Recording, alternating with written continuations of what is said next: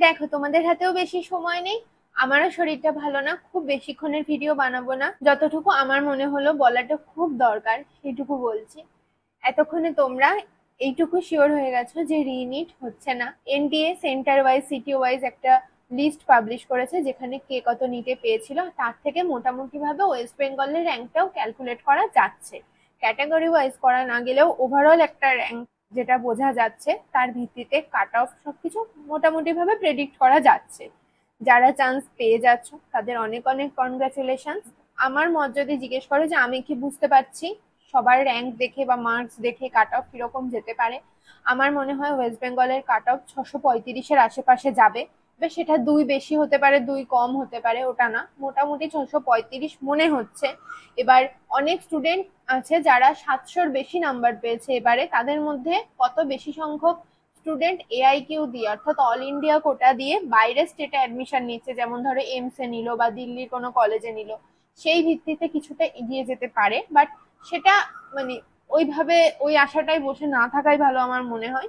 635টা save score, সেটা 600 খুব জোর হলে 34-33 কি ম্যাক্সিমাম ধরে নাও 630 অব্দি, লাস্ট রাউন্ড অব্দি হয়তো গেল। মেন যেটা বলতে এই ভিডিওটা বানাচ্ছিলাম, আমার চ্যানেলে শেষ থেকে 3 বা 4 নম্বর ভিডিও যদি দেখো, প্রায় 1 মাস আগে আমি এই নিটের রেজাল্ট নিয়ে শেষ ভিডিও দিয়েছিলাম। ঠিক 2টো ভিডিও আমি দিয়েছিলাম। আমার সেই ভিডিওটা যদি শোনো, আমি তখনই বলেছিলাম যে রিনিট হবার চান্স লেস দ্যান 1%। কারণ এত বড় একটা এক্সাম এত সংখ্যক স্টুডেন্টদের জন্য নেওয়া পসিবল না। আর সবাই বলছিল ওয়েস্ট বেঙ্গলের মেরিট লিস্ট বেরোনো অব্দি অপেক্ষা করতে, কারণ স্ক্যাম অন্য রাজ্যে হয়েছে, আমাদের রাজ্যে হয়নি। তা সত্ত্বেও আমার কোনোদিনও মনে হয়নি যে মেরিট লিস্ট বেরোনোর পরে কাট অফ খুব সিগনিফিক্যান্ট কিছু কমবে বলে। আর সত্যি সেটা কমেনি, তার কারণ ওয়েস্ট বেঙ্গলের স্টুডেন্টরা খুব ভালো পারফর্ম করেছে। এখানে কোনো পেপার লিক হয়নি, কিচ্ছু হয়নি।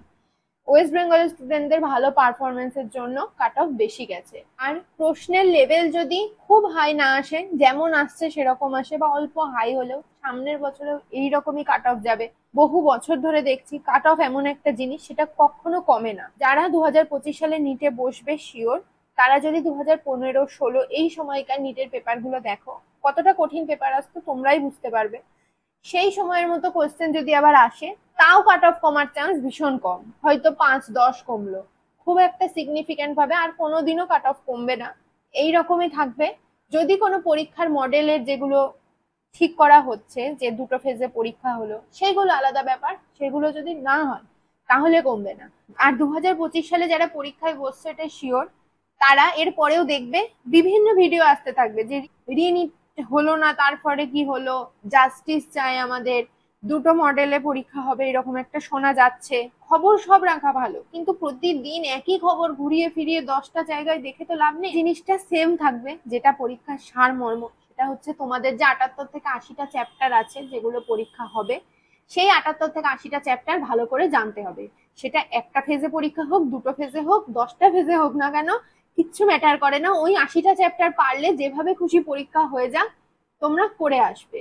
পরীক্ষার প্যাটার্ন যে কোনো দিন চেঞ্জ হতে পারে। আমাদেরও 2022 সালে পরীক্ষার আগে যখন নোটিফিকেশন বেরোলো, হঠাৎ করে একটা মাইনর চেঞ্জ হলেও প্যাটার্ন চেঞ্জ হয়েছিল।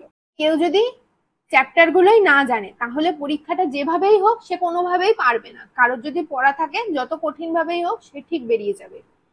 তোমাদের কাজ ভালো করে পড়া, যত দিন যাবে কোনো না কোনো ভাবে চান্স পাওয়াটা কঠিন হতে থাকবে। সময় যত নষ্ট করবে, আমি এর আগের ভিডিওটাতেও বলেছিলাম, আমি খুব কম সংখ্যক ভিডিও বানাই, যেটুকু দরকার হয় সেইটুকুই কেবলমাত্র বানাই। সেটা নিটের রেজাল্ট রিলেটেড হোক অথবা স্ট্র্যাটেজি রিলেটেড, কিভাবে পড়তে হবে এইসব রিলেটেড হোক, একটা একটা করে ভিডিও বানাবো, একই জিনিস বারবার বলতে থাকবো না। দরকার হলে সেই ভিডিওটা আবার দেখে নেবে, এতে তোমাদের লাভ হবে। আমার অনেক অডিয়েন্স চাই না, আমি চাই আমার কথা যদি 5জনও ফলো করে, সেই 5জন ভালোভাবে ফলো করুক, তারা চান্স পাক।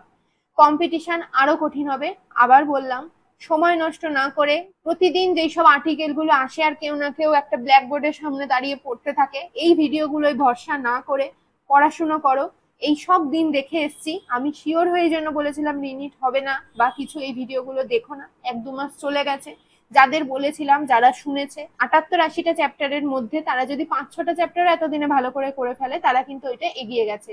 আগস্ট মাস পড়ে গেল, এখন মনে হচ্ছে সামনের বছর মে মাসে পরীক্ষা হবে, অনেক দেরি। বাট পড়াটা শুরু করে দেখো, খুব কঠিন পড়াটা, প্রতিটা স্টেপ যেভাবে ধরে ধরে করতে বলেছি সেইভাবে করা শুরু করো, দেখো কতটা সময় লাগে এক একটা চ্যাপ্টার করতে।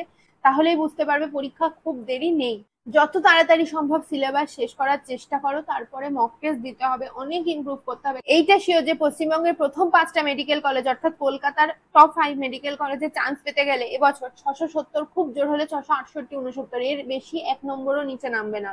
একটা 669, 70 পাওয়া ছেলে মেয়ে যখন কলকাতায় চান্স পাবে কিনা ভাবতে হবে। কি দিনটা এসেছে তোমরা নিজেরা ভাবো। এতটা রিল্যাক্স করার হয়তো সময় নেই, এতটা ডিস্ট্রাক্ট হওয়ার হয়তো সময় নেই। পড়াশোনাটা খুব ভালোভাবে করো, এখন থেকে সিরিয়াস ভাবে পড়ো, এইটুকু বলার জন্য। আর ফেক নিউজে বিশ্বাস করো না, এরকম অনেক কিছু হবে সারা বছর ধরে, সেগুলোতে যত কান দেবে তোমাদের ক্ষতি। তোমাদের টার্গেট যে চ্যাপ্টার গুলো আছে, চ্যাপ্টার গুলো টিক মেরে মেরে কমপ্লিট করা, শেষের দিকে এগোনো, পুরোনোটা রিভিশন করা, প্রচুর পরিমাণে মক টেস্ট দেওয়া, মক টেস্টে 600 থেকে আস্তে আস্তে 650-এর দিকে নম্বর নিয়ে যাওয়া। এর বাইরে তোমাদের কোনো কাজ নেই। অবশ্যই তোমরা ফোন দেখবে, রিল্যাক্স করবে, কিন্তু সেই সময়টা যেন দিনে 8 ঘন্টা থেকে 1 ঘন্টা হয়, তার বেশি যেন এখন না ছাপিয়ে যায়। এখন থেকে শেষ মাসের মতো পড়াশোনা করো, চান্স পাওয়া কেউ আটকাতে পারবে না। এই ভিডিওটা এই অবধি রাখছি, ভালো করে পড়ো।